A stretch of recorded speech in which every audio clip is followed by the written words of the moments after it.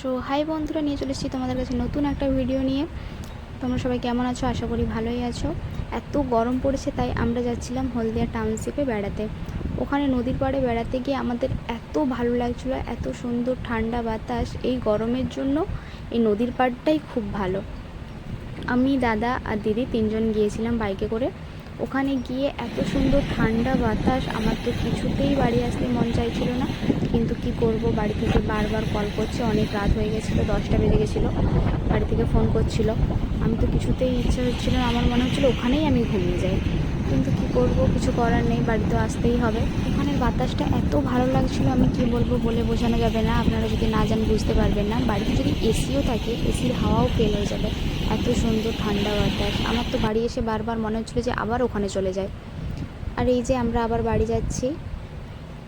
আর ওই যে লাইটগুলো দেখতে পাচ্ছ, ওগুলো হচ্ছে ডগের লাইট। ওখানে হলদিয়ার ডগ আছে। ওখানে নাকি বিশ্বকর্মা পূজার সময় ডগগুলো খোলে, অনেক মানুষ যায়, কিন্তু আমি কোনোদিনও ওখানে যেতে পারিনি। তো তোমরা সবাই ভালো থেকো, সুস্থ থাকো। Thank you for watching.